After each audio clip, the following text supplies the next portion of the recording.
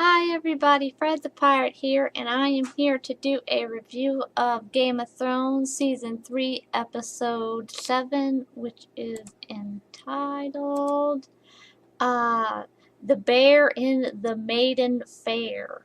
So, a couple things happened this episode. I have to admit, this episode wasn't quite as exciting for me as the last two episodes have been. So with that said, so here's what happened in this week's episode. We start off, I believe, um, with Jon and Ygritte, and and all of the wildlings have made it over the wall. So right now they're actually in Westeros, and I think they're getting prepared to go to Castle Black, but I think they cross over the wall first so they can get there, um, taking the back ways. So that's what happens with them, and we get a couple things with Jon and Ygritte throughout the episode. Besides that, where um, Jon shows they walk past a windmill, and Ygritte is really impressed by that, and she asks Jon, like, is that a castle? And he's like, no, it's a windmill. And and she's pretty interested in that. Honestly, I have to say, like, I don't really like how they handled certain parts of, like, Ygritte asking Jon questions about about like the windmill and the meaning of certain words, because, like, I guess the way they handled it, like, they made it look like Ygritte was like this dumb bunkin, and that Jon was just like such an awesome guy. And I don't really like that, because I know, like, so far the way they've showed the character, it just seems like that Ygritte and her people, like, there's nothing that suggests that they're less advanced necessarily than the people of Westeros or any of the other people that we've ran into so far in the show.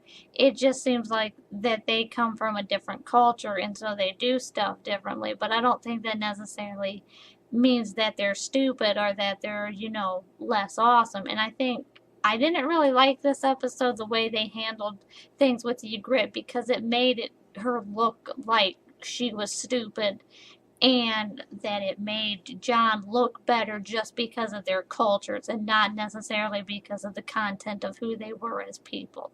And it's like, and I don't like that stuff. It's like, I know that there's going to be differences between their two cultures, but again, I just don't like them making a character look like they're lesser because they come from a different culture. Because, like, that's, insulting, and it's derogatory, and I don't really enjoy that.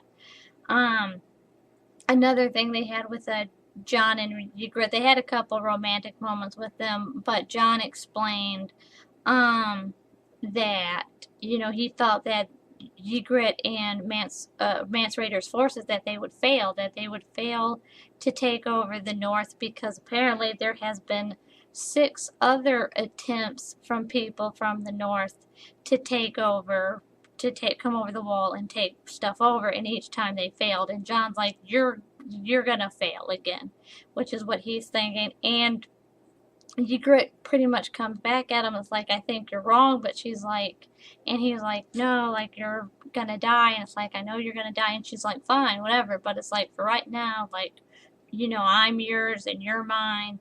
And, we're like, if we die, we die. But, like, right now, like, let's just live and enjoy each other. In another scene with just Ygritte and the Wark guy, is that the Wark guy mentions that one of the reasons why he has a problem with Jon to Ygritte is because he likes Ygritte. And he's kind of jealous that Ygritte's with Jon because he kind of has a thing for her. And honestly, I don't really like that. Like, honestly, I would have just been okay with him just not liking Jon because he just doesn't like Jon. But, like, the romance thing kind of seems a little forced to me. So that's pretty much all that happens with them. Right after that, we get a scene with Robb and Talisa, and pretty much well, not Robb with Talisa. We get a scene with Robb, and he's they're in a tent with a cat, his uncle, and his great uncle, who's the blackfish. And so it's storming where they are. So they mention that it's going to delay them getting to the wedding for his uncle and to one of the Frey girls by a day. And Catelyn's a little concerned about this because she feels that, Lord Frey is going to take that as an insult. And her uncle, her great uncle, not her great uncle, just her regular uncle, which is Rob's great uncle, the Blackfish, he's like, it doesn't matter. It's like, he can deal with us being a day late because he's getting the wedding he wants. And then she mentions, like, no, he's not. Like, he's getting a wedding, but not the one he wanted, which is true. Like, he didn't want, you know, Catelyn's brother to marry one of his daughters. I mean, he would have liked that. But what he wanted is Rob to marry one of his daughters and then have a bunch of his other siblings marry other versions, his other children. So, I think Catelyn's kind of just being wise. It's like, we should probably, make sure that we don't delay things as like we are because, it's probably a mistake to come in here assuming that we can just show up whenever we want because we're so much better. Because, I think, Walter Frey is definitely in a position of power that, the Starks aren't right now. And so I think it would be pertinent, like Catelyn kind of says without saying, it's like, don't get too big for your britches. It's like, we're the ones on the fence here, and it's like, we can't afford to piss this guy off. So, but like always, like nobody's listening to Catelyn, because like they're dudes and they think they just know better, even though she legitimately has a good point. So after that happens, we get a scene with Rob and Talisa, and pretty much they're just fucking, and that's what the scene is, which is awkward. There's the one part of the scene, we literally spent 3 seconds in that scene looking at Talisa's butt when there was no reason to do that. And I guess that's kind of one of the bad things about Game of Thrones. They're a little too fan servicey when it doesn't really make sense for them to be that fan servicey. And that scene would have been completely useless except Talisa mentions that she is pregnant to Rob. So, but mostly that scene was kind of just an excuse to see naked people doing naked people things. So, although I know with mentioning that Talisa's being pregnant, I think that kind of goes back to what happens in the book, which I know in the book, when Rob marries his wife, because in the book he doesn't marry Talisa because Talisa doesn't exist in the books, to my knowledge. Talisa is like a made-up character for the TV show. So in the books, the reason why he reneges on his marriage to one of the Frey girls is because he ended up having sex with this random lady, and he thought he got the lady pregnant, and which makes a little more sense. Like what happened in the show is pretty much he just fell in love with Talisa, and instead of doing what Tyrion's gonna do, and I'll explain that a little bit more. He just marries, Talisa because of, he can't marry the Frey girl and then have Talisa on the side like pretty much everyone else in his whole kingdom would do. Yeah, so pretty much that's what happens in that scene. I believe right after that scene, we get this scene with Tywin and Joffrey. And Joffrey calls in Tywin because he asked him, it's like, I'd like to be kept more up to date with what's happening with the small council. And Tywin's like, that's fine. And Joffrey's like, I noticed that you moved the small council meetings to the where the hand of the keep is, at this giant tower. And he's like, if you did that, now I'm gonna have to, walk up all these stairs. And so pretty much that whole scene is kind of just Joffrey whining at Tywin about different things. And ultimately, it turns out what Joffrey is really concerned about is that he knows about Daenerys, and he knows about Daenerys having her dragons, and that really concerns him. And so, but the way Tywin feels about it is Tywin just thinks that it's not really an issue right now. And obviously, we know that's not true. And I think that this is probably, another example of this episode of, people experiencing hubris. Like, honestly, like, you can tell that, Tywin just thinks that he's such hot shit that right now he doesn't give a shit about Daenerys because he really legitimately doesn't think that she is an issue. Which, honestly, at this point, is really foolish because Daenerys has sacked a city and she has 8,000 soldiers. So, and 3 dragons. So I think honestly, I don't think that they need to be having panic attacks about Daenerys, but I think, they should be paying a little bit more attention to, what the hell's going on with her. Um, so honestly, I think Tywin's opinions about Daenerys are definitely going to bite him on the ass. So another thing that happened I think right after that, I believe we had a scene with Tyrion and Bronn, and they're talking about his relationship uh, to to Sansa, and he has a lot of issues with that. And I think right after that, we get this scene with Sansa and Marjorie. I know the Tyrion and Bronn scene and the Sansa and Marjorie scene, like those two happened like right next to each other. Um, so Sansa's talking about with Marjorie about how like when she was little, that she dreamed of escaping, Winterfell so that she could go to King's Landing and see what King's Landing was like, and she really regrets that, and she says, that I was a stupid little girl, and it's like, and she feels like, and she says, like, I keep making the same mistakes. Although, honestly, I don't know if that's necessarily true. I mean, Sansa definitely does make mistakes, but I think, all characters make mistakes, especially in this show, and at least in my opinion, it seems like even though she makes mistakes, it seems like they're always new ones, like, that she's always learning new stuff. So, like she's not always super awesome at learning new stuff, but like she's still learning new things. And um and she mentions to Marjorie her concerns about marrying Tyrion.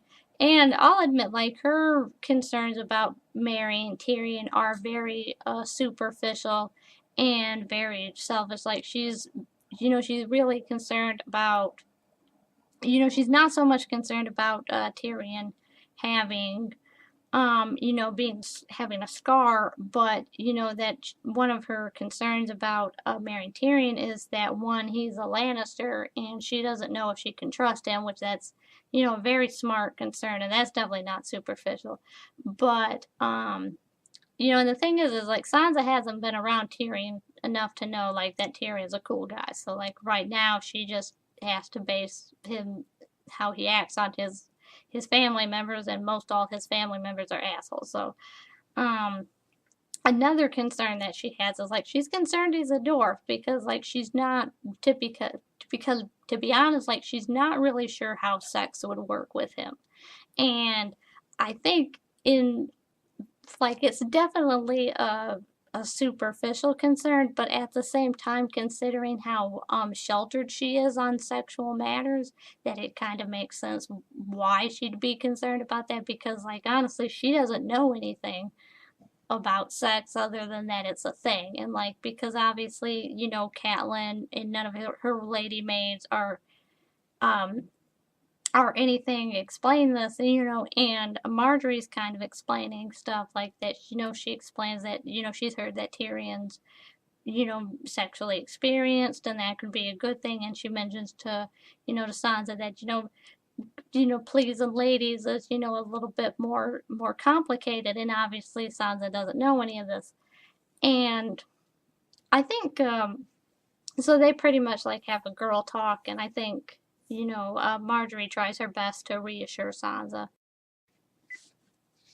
Alright, so Marjorie tries to reassure Sansa about stuff, and she has, conversations about Sansa with uh, kind of talking to her about, different types of guys that ladies like and, and different things involving women.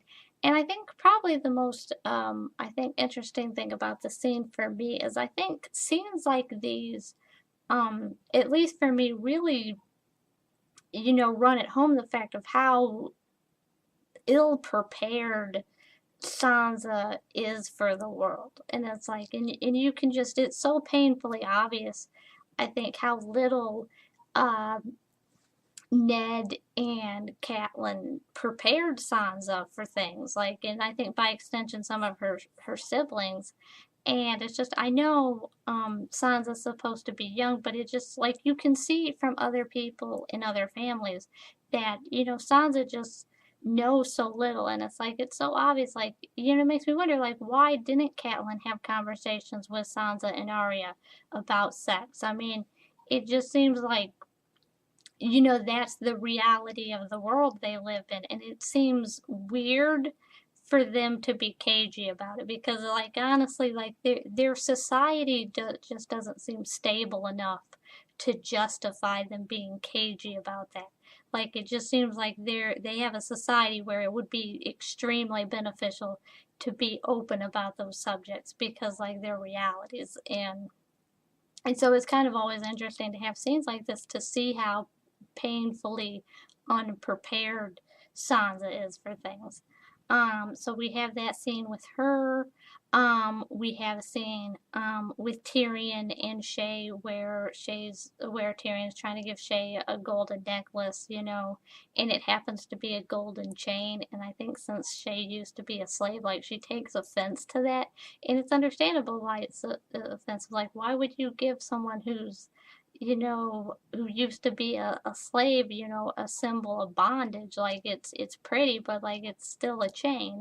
And I think it's kind of interesting how Tyrion's so smart, but like he doesn't get why that would be like offensive because like it seems like why would you buy that in the first place? Um, so he has a conversation with Shae, and he's telling her that I love her, like I love you, like I don't want to be with Sansa, but I have to because of my duty to my family. Like I have to do this. And Shae like mentions she doesn't get this. It's like why don't you just like your father doesn't run the world? Like why don't you just take your money and go to another country with me and just live out your life? And he's like I can't do that. Like, I'm a Lannister. I can't just, like, what am I supposed to be, a juggler? And I think it's kind of interesting. Like, the scene's really interesting because, like, Tyrion really means well, but you can tell that, like, I imagine that in season one, that Tyrion probably wouldn't have had any issue with picking up his bags and going to another country. And I think it's interesting like how you can see how having power really affects Tyrion because like the thing is like he wants Shae to be his mistress. Like and Shae mentions like if you outgrow me, which you probably will, like I'm gonna be left with nothing. And it's like like why should I trust you to have my back? And it's a really interesting thing, and it's really interesting seeing how, Tyrion, for as nice as a guy as he is, at least compared to other people in the show, and definitely compared to his family members, that he like it's interesting to see how willing he is to ask Shae just to trust him and just to be his mistress and just to go along with it. It's just like it's interesting how he's willing to pretty much demand Shae do what he wants, but he's not going to consider moving to another country like Shae wants because he would have, and it's mainly because like if he moved to another country he would be less rich and he would be less powerful, and yeah, maybe he might have to take a position that's kind of demeaning. And it's kind of interesting how he's not willing to do that when it involves himself, but like he wants Shae to be willing to do that, and so it's kind of interesting to see that. Um, So yeah, that pretty much happens with them, and that's kind of pretty much all that happens in King's Landing.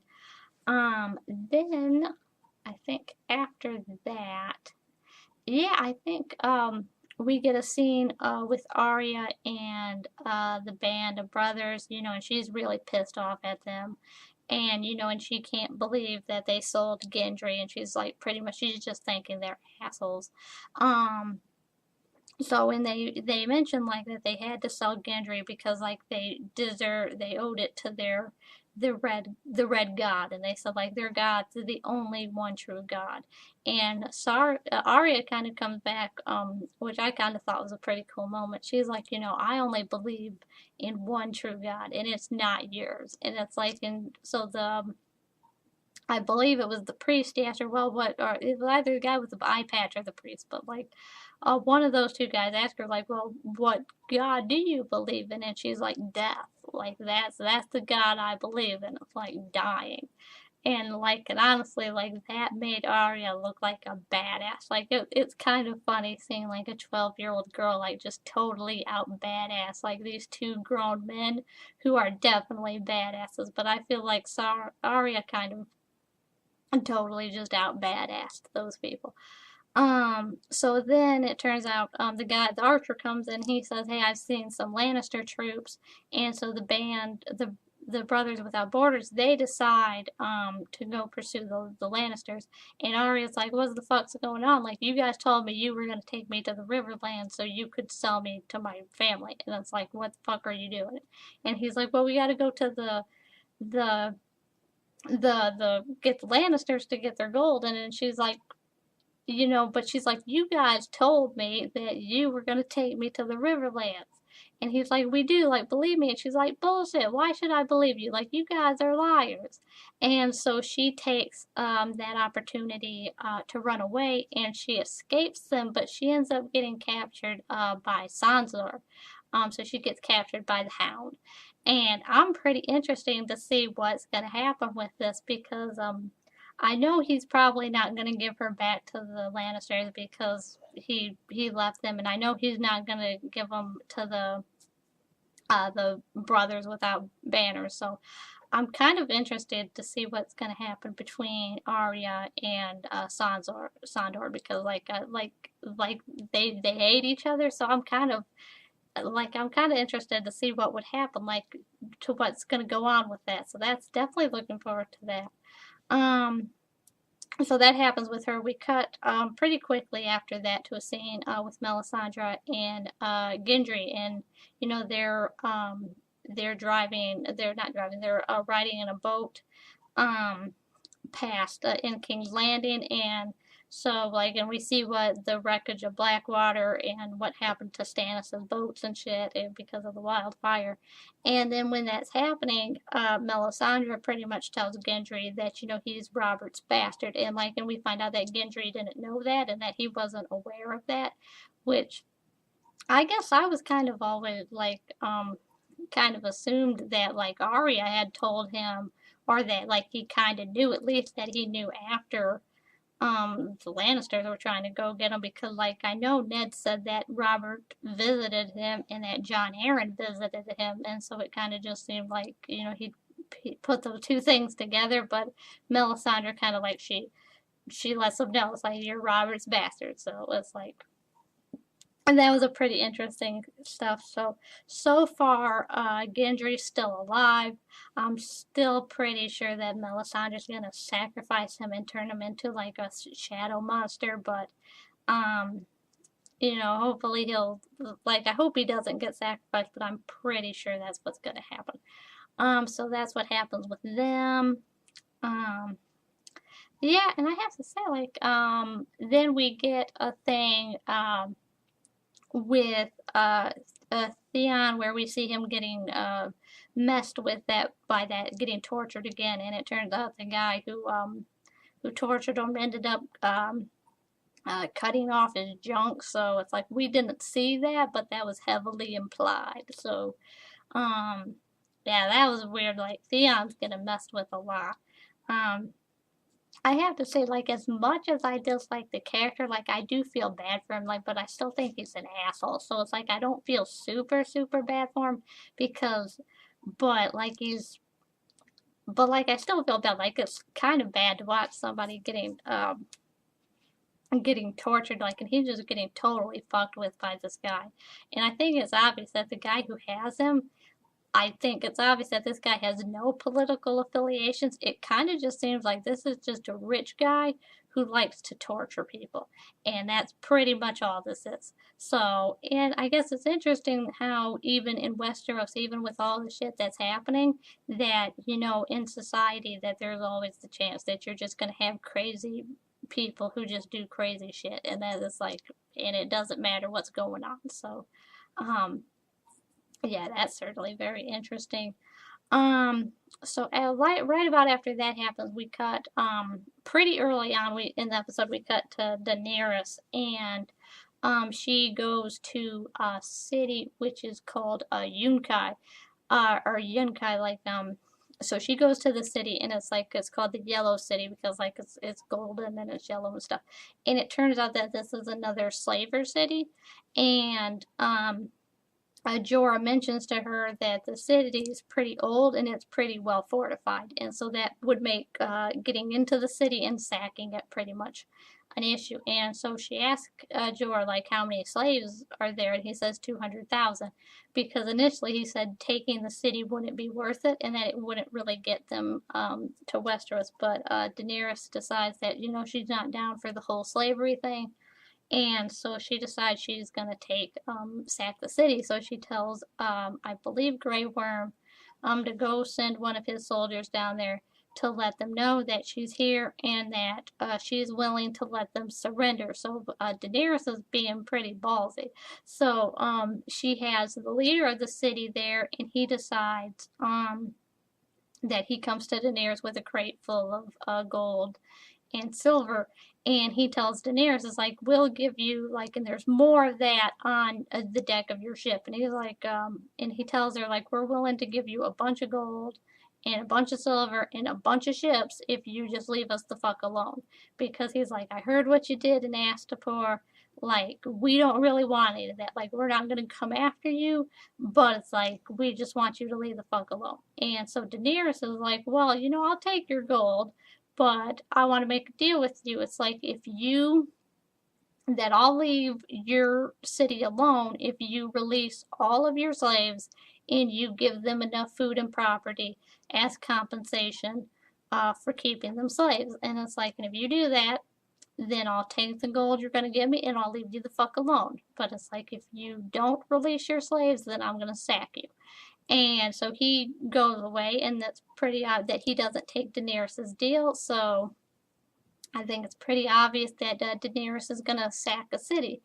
And it's pretty interesting to see Daenerys getting really ballsy like that. Like, although admittedly she's got 8,000 soldiers and she's got 3 dragons and she just sacked a big city, so I think she probably has some room to be ballsy. I'm kind of concerned with Daenerys. Like, I don't want her to get too ballsy, which is like, it, like, I like her being confident, but like I also want her to be like strategically smart.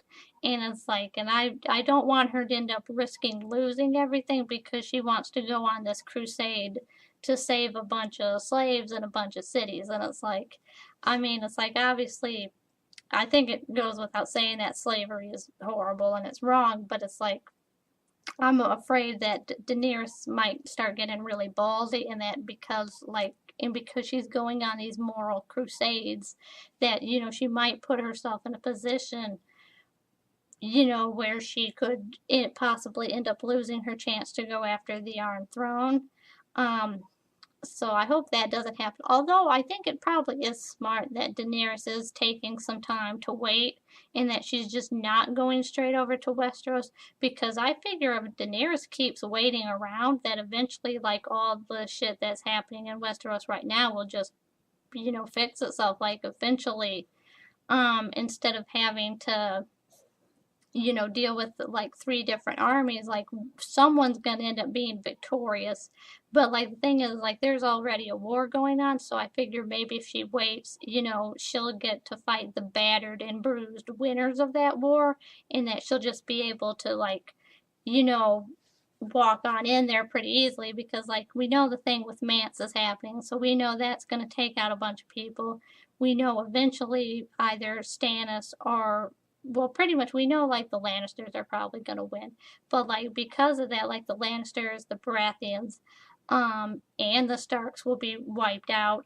We know because of what Mance Rayder's doing, someone's gonna have to deal with that. So I figure one of them's gonna have like one of those three houses. It'd probably be the Lannisters, but you figure like the Stannis and Renly are gone, so the Baratheons have pretty much been taken out because of the war. The Starks are probably going to be taken out because they don't have a whole lot of legs to stand on. So then you have like the Lannisters left, but they've lost quite a few people. And then you got the thing with Mance Raiders. So I figure if the Lannisters win, they'd still have to take on Mance Raiders' forces, and so a lot of people will die then. So I figure if Daenerys waits like that, she'll be in a pretty good position. But at the same time, like I want Daenerys to be smart. Like I think it's smart that she's waiting, or at least it's more advantageous. I don't know if she's actually waiting on purpose because like she sees like I just need to let these fuckers do their shit and then I can just swoop on in there. Um, but I figure like with Daenerys, time is definitely on her side, but I don't want her to like fuck around and get greedy and ballsy and do stupid stuff and just waste her opportunity. Like I hope that doesn't happen. Um so with that being said, the last thing that happened in the show is that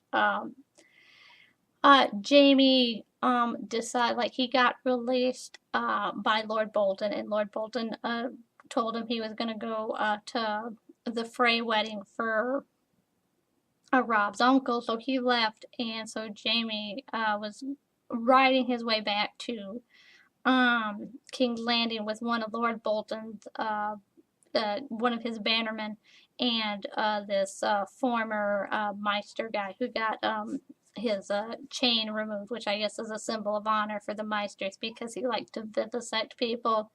Um, and so, the Meister, the former Meister guy, is hoping that if he helps Jamie, that he'll have his chain restored. Even though he likes to do Frankenstein stuff.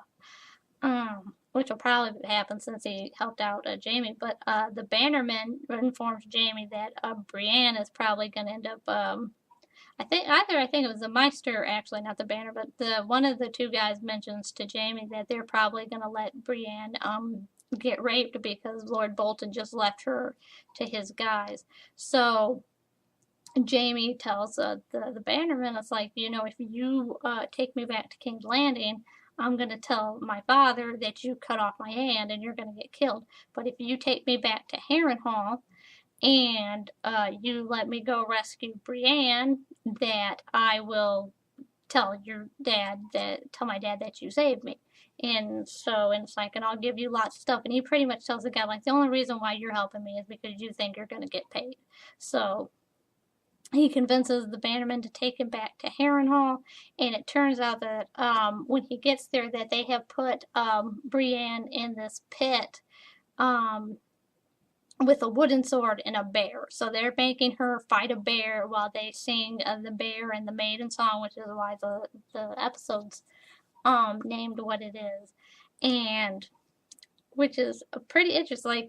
So Brienne, like, she has this gash on her throat because obviously the bear gets into her, and she tries to go after the bear with the wooden sword, but like the sword ends up breaking, and the bear kind of messes her up, but like she actually makes it out of the situation like a lot better than I'm pretty sure what the bear would have done to her should have scarred her if not killed her a lot more.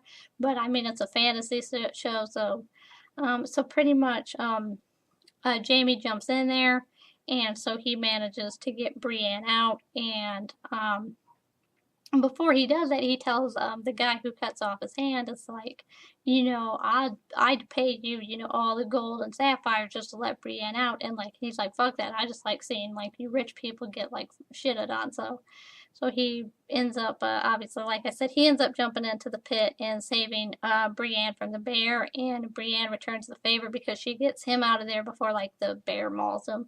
So like they're making it on their way out. So, and it's kind of interesting to see Jamie and Brienne's friendship.